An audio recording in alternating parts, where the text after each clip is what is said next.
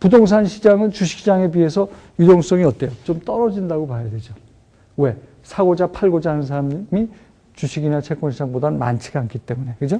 근데 일반적으로 유통시장은 이렇게 가격 결정과 유동성 제공을 하는 그런 긍정적인 역할을 한다.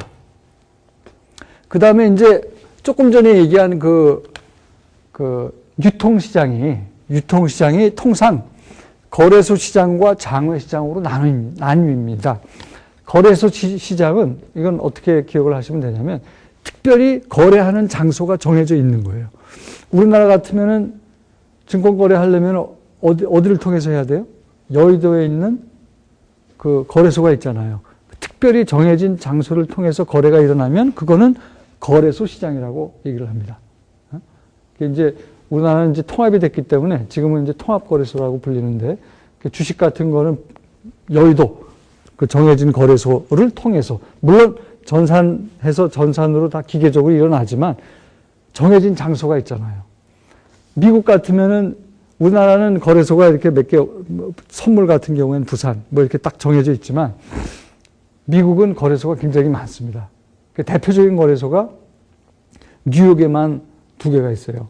주식 거래소로 뉴욕 증권 거래소가 있고 아메리칸 스탁 익스체인지 그래서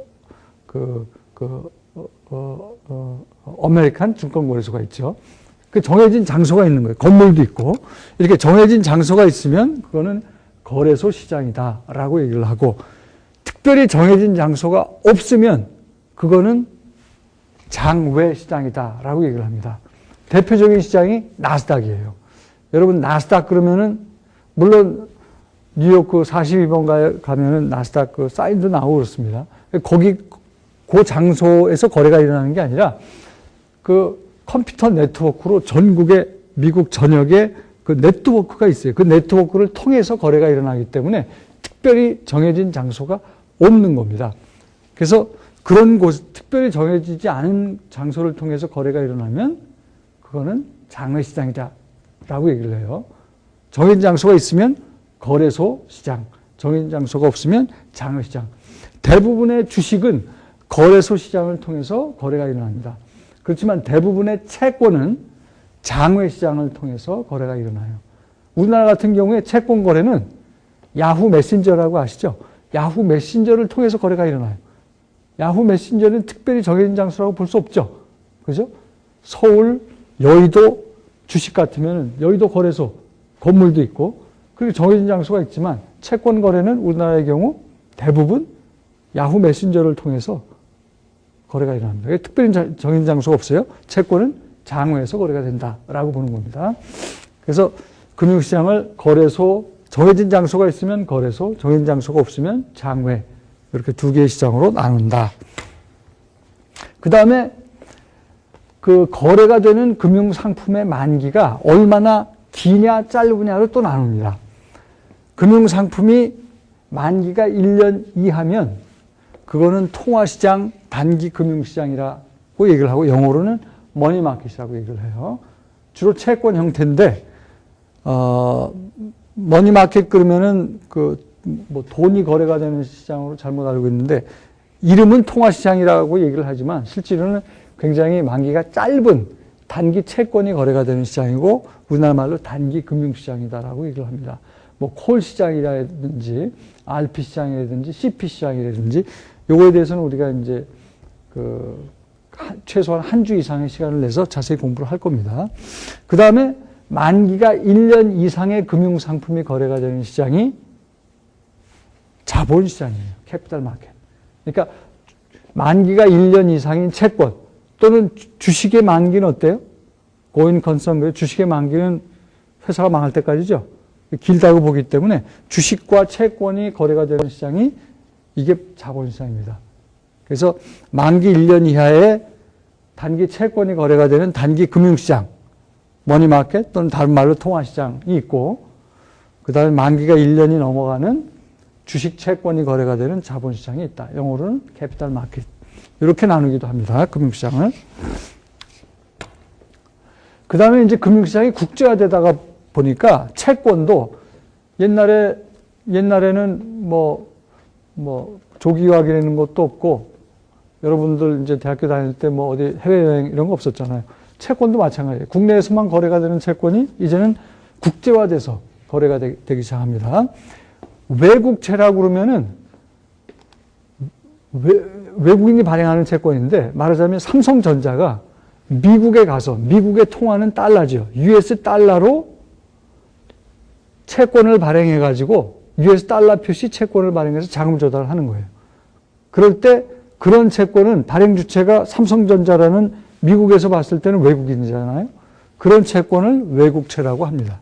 외국채, foreign bond, denominated in foreign currency. 그러니까 외국인이 삼성전자라는 외국인이 미국에 가서 미국 US 달러 표시 채권을 발행을 하면 그게 외국채고, 유로채는 말하자면 삼성전자가 US 달러를 쓰는 미국이 아니라 US 달러를 쓰지 않는 영국 같은 데 가서 US 달러 표시 채권을 발행을 하는 거예요. 그러니까 denominated in one currency. 그러니까 US 달러로 달러 표시 채권을 달러를 쓰지 않는 나라에서 발행을 해가지고 자금 조달을 하는 거예요. But sold in a different market. 그러니까 영국은 브리티시 파운드라는 다른 통화를 쓴단 말이죠. 그런 나라 가가지고 US 달러 표시 채권을 발행을 하면 그게 유로 달러 채권이 되는 겁니다. 유로 달러 채권. 유로 시장에 대해서는 더 얘기를 할 기회가 많이 있을 거예요. 이게 굉장히 큰 시장입니다. 그 다음에 이제 예금 시장도 국제화가 됐어요. 예금 시장. 그래서 US 달러 예금은 미국 가서 해야 되잖아요. 근데 미국이 아닌 US 달러를 쓰지 않는 뭐 예를 들어서 영국이나 독일이나 이런 데 가가지고 US 달러 3개월짜리 정기 예금을 드는 거예요. 그게 유로 달러입니다.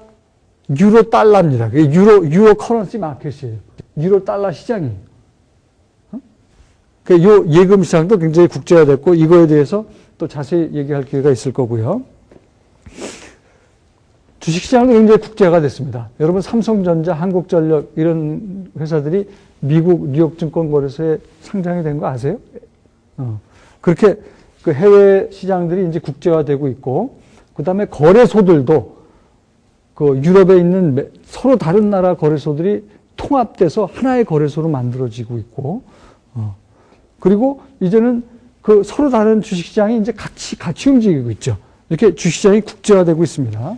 그리고 그 주식시장 사이즈도 미국이 뭐 제일 컸었는데 한때는 여기는 지금 일본이 커진 적도 있고, 또 유럽에서 이 통합거래소가 생기면서 유럽증권거래소도 지금 굉장히 커졌습니다. 우리도 그런 그 국제적인 환경 때문에 그 선물시장과 현물시장을 몇 년 전에 통합을 한 겁니다.